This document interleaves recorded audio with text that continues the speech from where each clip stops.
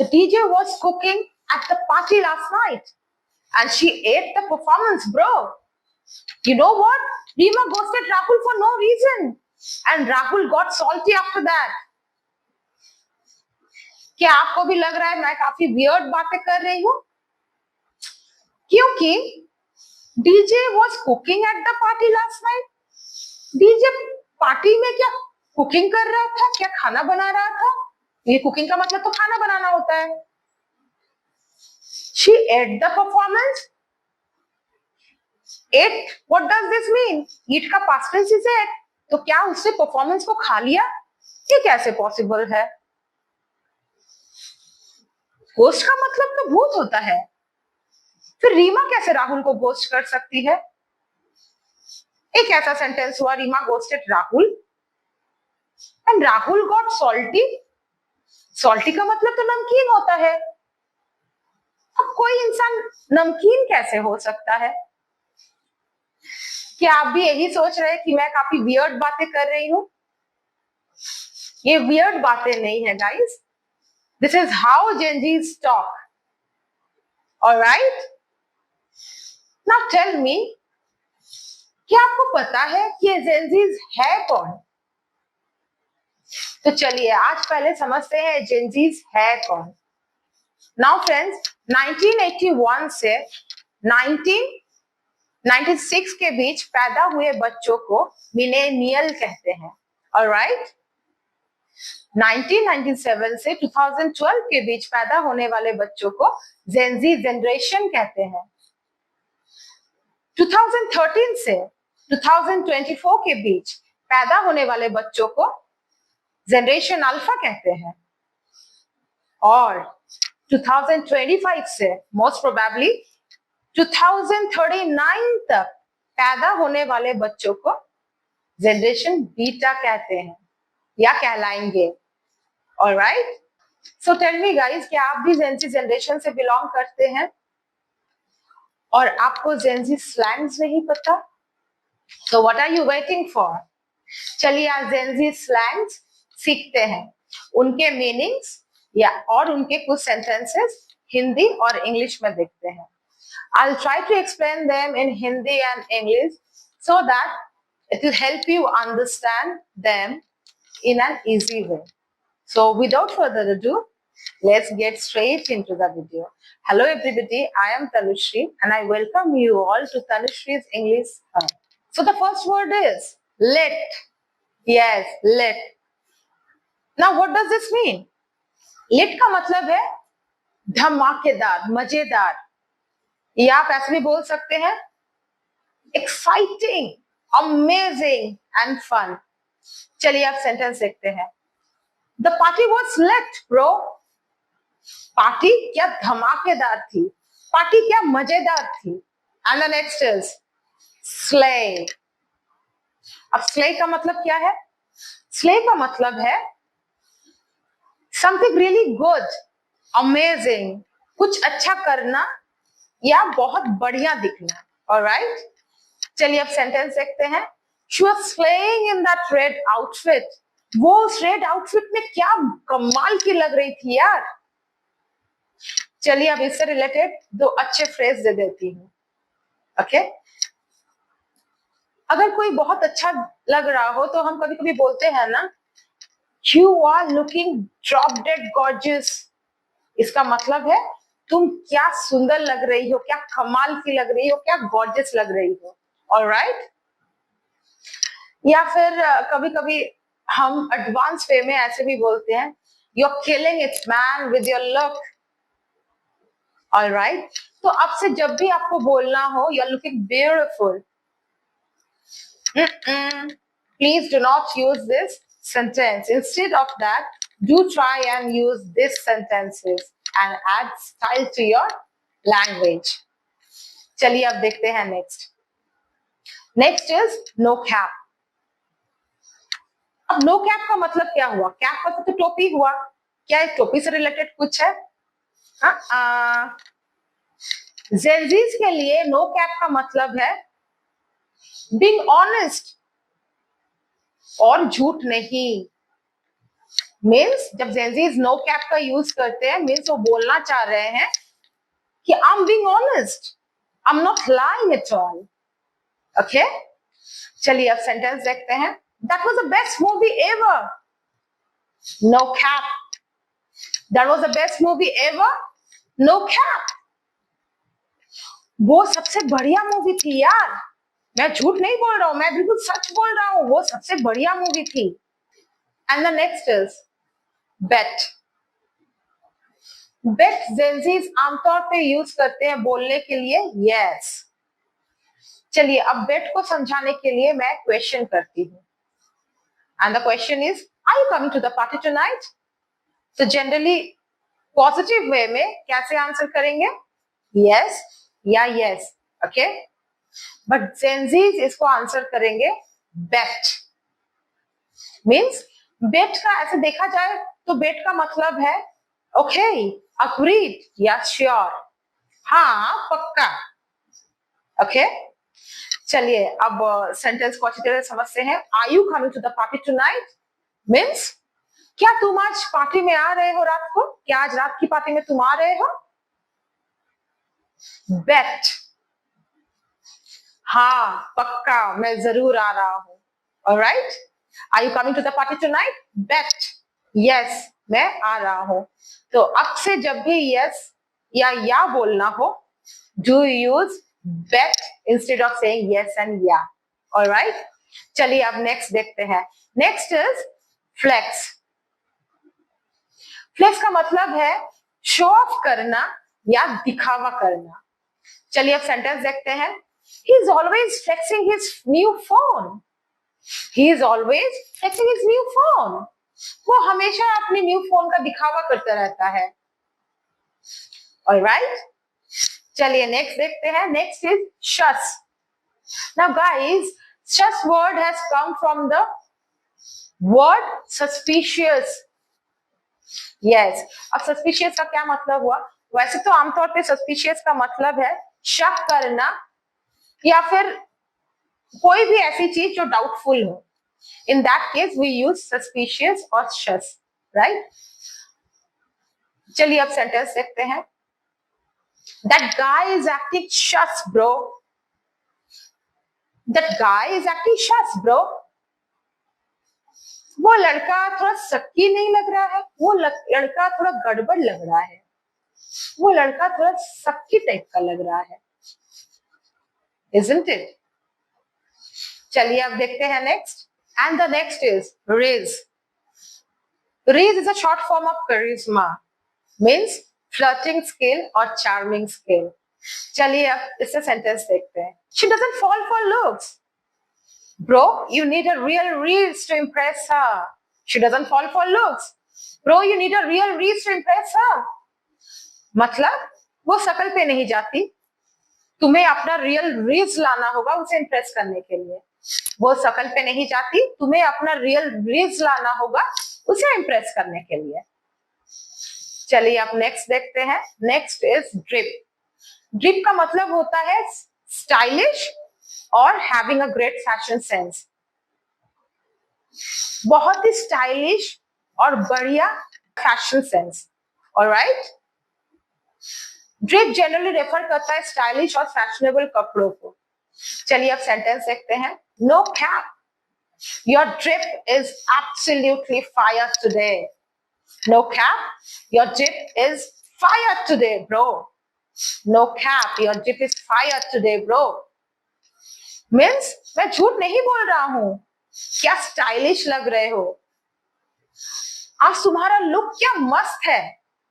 मैं झूठ नहीं बोल रहा हूं, आज तुम्हारा लुक क्या मस्त है, तुम क्या स्टाइलिश लग रहे हो। ऑलराइट, चलिए आप नेक्स्ट देखते हैं। Next is dope. डोप का मतलब है जबरदस्त, मस्त या धांसू। ऑलराइट, चलिए अब इसे सेंटेंस देखते हैं। That movie was dope. वो मूवी क्या बढ़िया थी, धांसू थी। That movie was dope.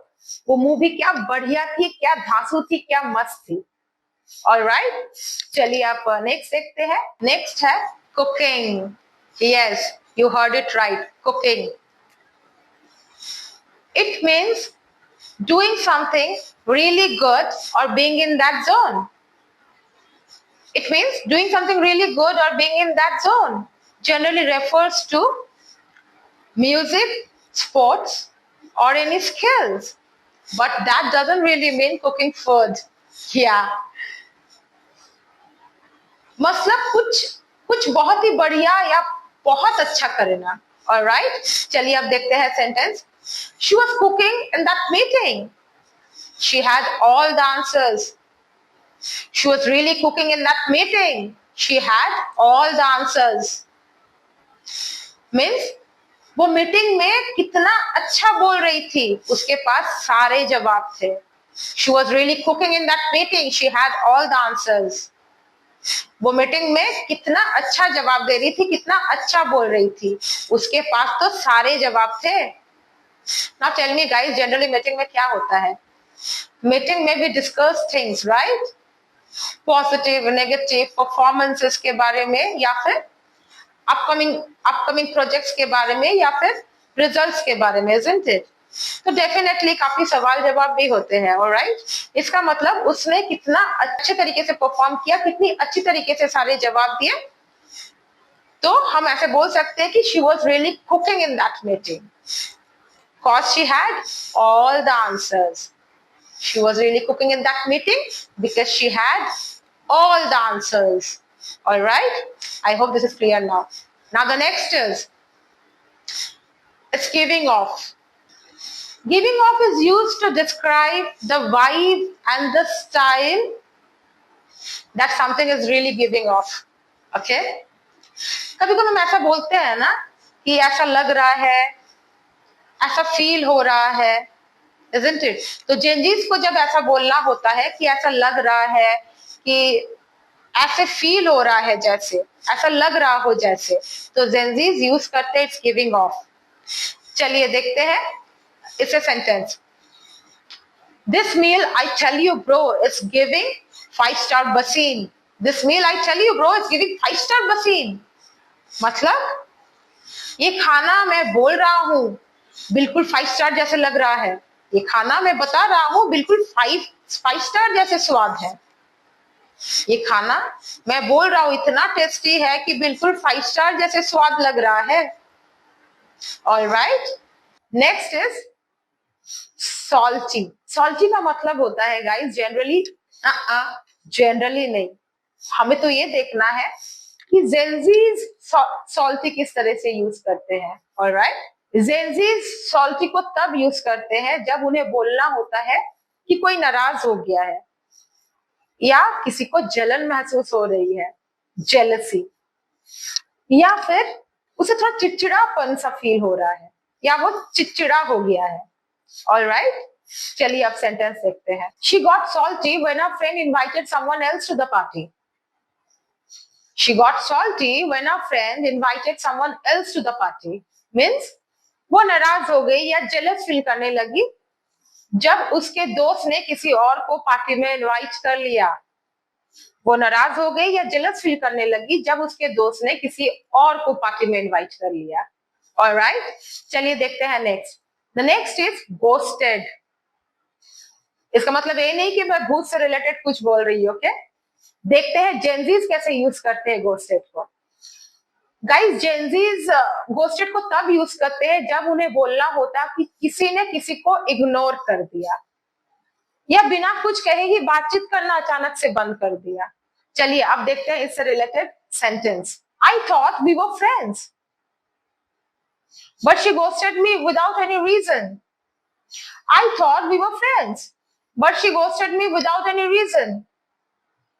मुझे लगा था कि हम अच्छे दोस्त हैं, पर उसने कुछ कहे ही बिना मुझसे बात करना बंद कर दिया. मुझे लगा था कि हम अच्छे दोस्त हैं, पर उसने बात करना बंद कर दिया कुछ कहे बिना. Next is hype. हाइप का मतलब होता है किसी भी चीज के बारे में बहुत उत्साह या बहुत चर्चा करना. किसी भी चीज के बारे में बहुत उत्साहित होना या बहुत चर्चा करना. Means very exciting. Okay, feeling very excited about something. Alright, चलिए अब सेंटेंस देखते हैं. Don't believe the hype. It is not that good. Don't believe the hype. It's not that good, yaar. Don't believe the hype. It's not that good, bro. Means hype पे मत जाओ, ये उतनी अच्छी भी नहीं है. हाइप पे मत जाओ, ये उतनी अच्छी भी नहीं है. ऑलराइट, चलिए अब नेक्स्ट देखते हैं. Next is fire. Yes, fire word is a compliment guys. Gen Zs fire word को एज अ कॉम्प्लीमेंट यूज करते हैं जब उन्हें बोलना होता हो कि क्या मस्त लग रहे हो. Isn't it? It means good, amazing, awesome या impressive. चलिए इसे सेंटेंस देखते हैं. Her dance moves are straight fire, man. Her dance moves are straight fire, man. मतलब उसके डांस मूव्स क्या मस्त है यार. उसके डांस मूव्स जबरदस्त है. ऑलराइट, चलिए देखते हैं next. Next is vibe. Now vibes का मतलब क्या है? वाइब का मतलब है माहौल, मूड या फीलिंग्स.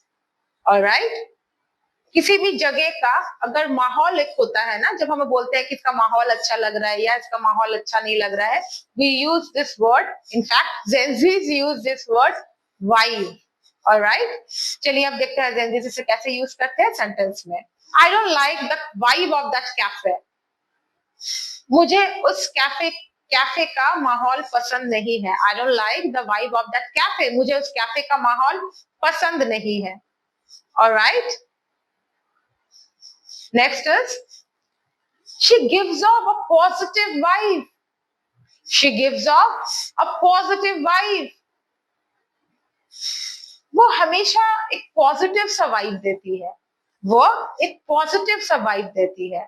ऑलराइट, चलिए अब नेक्स्ट एक और सेंटेंस देख लेते हैं. The vibe of that party is really weird, right? The vibe of that party is really weird. वो उस पार्टी का वाइब थोड़ा अजीब लग रहा है. The vibe of that party is weird. All right. Next word है बसीन. Yes, बस इन. That is बसीन. जेंजीज बसीन वर्ड को यूज तब करते हैं जब उन्हें बोलना होता है कि खाना बहुत टेस्टी या लजीज है. वैसे तो बसीन वर्ड का मतलब है शानदार, जबरदस्त, पर खासकर एक खाने के लिए ही यूज किया जाता है. ऑलराइट, चलिए आप इसे सेंटेंस देखते हैं. द बिरयानी वॉज बसीन. बिरयानी काफी लजीज थी, काफी टेस्टी थी. The biryani was bussin. The white sauce pasta was bussin. The white sauce pasta was bussin. White sauce pasta काफी टेस्टी थी.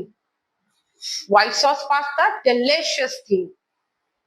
White sauce pasta mouth watering थी. Okay, now tell me what does this word mean, mouth watering. Mouth watering का मतलब है guys, अच्छा बोलिए तो, कभी कभी हम we do come across a situation है ना, कभी कभी ऐसा बोलते हैं ना, खाना क्या टेस्टी लग रहा था यार, देख के ही मुंह में पानी आ गया. Yes, you got it right. देख के मुंह में पानी आ गया means mouth watering. Alright, means अगर हम किसी खाने को बोलते हैं माउथ वाटरिंग, तो हम ऐसे बोल सकते हैं कि अरे उस खाने को देख के मेरे मुंह में पानी आ गया. Right, alright. तो माउथ वाटरिंग का मतलब होता है किसी भी खाने को देख के मुंह में पानी आना. ऑलराइट, खाना इतना अच्छा था कि देखते साथ मुंह में पानी आ गया. The food was mouth watering. Alright, चलिए आप देखते हैं नेक्स्ट वर्ड. नेक्स्ट वर्ड है वॉक. वॉक जेंजीज तब यूज करते हैं जब उन्हें बोलना होता है क्या जबरदस्त म्यूजिक है या क्या जबरदस्त गाना है. ओके, आमतौर पे वॉक वर्ड म्यूजिक या गाने के लिए ही जेंजीज यूज करते हैं. ऑलराइट, चलिए अब देखते हैं इससे sentence. The new track was absolutely bop. या फिर ऐसे बोल सकते हैं the new track is a bop. इसका मतलब है नया गाना क्या मस्त है यार, नया गाना क्या जबरदस्त है. The new track is a बॉप. Alright, चलिए अब दूसरी सेंटेंस भी देख लेते हैं. I didn't expect this to be such a bop. I didn't expect this to be such a bop. मैंने तो ये सोचा ही नहीं था कि ये नया गाना इतना अच्छा होगा. मैंने तो ये सोचा ही नहीं था कि ये इतना बढ़िया होगा, इतना मस्त होगा. Alright? चलिए अब देखते हैं next word. And the next word is sigma. Yes, the most popular word is sigma. Now tell me, Gen Z इसे कब यूज करते होंगे? Any idea? चलिए मैं बताती हूँ. सिग्मा हम उस इंसान के लिए यूज करते हैं, या Gen Z उस इंसान के लिए यूज करते हैं जब उन्हें बोलना होता है कि क्या जबरदस्त पर्सनालिटी है यार. Isn't it? सिग्मा हम ऐसे इंसान को बोल सकते हैं जो कि बहुत कॉन्फिडेंट हो. Someone who is really confident and independent, who doesn't follow the crowd but does everything his own way. All right? जो किसी की ट्रेंड को फॉलो करने में बिलीव नहीं करता, बट खुद की ट्रेंड स्टैब्लिश करने में बिलीव करता हो. All right? तो चलिए अब इससे देखते हैं कुछ sentence. He is total sigma. He doesn't talk much but gets everything done. He is a total sigma. He doesn't talk much but gets everything done. वो पूरा सिग्मा है भाई. बोलता कम है पर काम पूरे करवा लेता है. वो पूरा सिग्मा है भाई. बोलता कम है पर काम पूरे करवा लेता है. All right? चलिए अब last but not the least देखते हैं हमारा last word. That is ate it. Yes, you heard it right. ate it. Edit का मतलब क्या है? अब ऐसे मत सोचिए कि एडिट का मतलब है पास्ट में खाया था, because at is the past form of eat. Gen Zs at it को कब यूज करते हैं? जेनजीज एट इट को तब यूज करते हैं जब जेनजीज को बोलना होता है कि क्या परफॉर्म किया था, क्या कमाल का परफॉर्म किया था, क्या बढ़िया परफॉर्म किया था. ओके, जनरली ये फैशन और परफॉर्मेंस के लिए बोला जाता है. ऑलराइट? इसका मतलब क्या होता है? इसका मतलब होता है did something extremely well, flawlessly and perfectly. Okay, and generally ate it word is often followed by left no crumbs. Okay, एक phrase है, it is followed by left no crumbs. Okay, left no crumbs. चलिए अब देखते हैं इससे sentence. She ate the performance, bro. Totally iconic. She really ate the performance. Totally iconic. Means क्या perform किया उसने, बिल्कुल आइकॉनिक था ब्रो. क्या परफॉर्म किया उसने, बिल्कुल आइकॉनिक था ब्रो. चलिए अब दूसरा सेंटेंस भी देख लेते हैं. She ate and left no crumbs in that debate. She ate and left no crumbs in that debate. What does this mean? इसका मतलब है कि उसने डिबेट में इतना अच्छा परफॉर्म किया, इतना अच्छा जवाब दिया कि सबकी तो बोलती ही बंद हो गई. उसने डिबेट में इतना अच्छा जवाब दिया, इतना अच्छा बोला कि सब चुप हो गए. तो देखा कितना आसान है, टफ नहीं है. isn't it? बस प्रैक्टिस कीजिए और जेनजीज के स्टाइल में बोलिए. So if you like my video, don't forget to like, share and subscribe and follow for more. चलिए मिलते हैं नेक्स्ट वीडियो में. Till then, stay happy, stay blessed. Bye bye.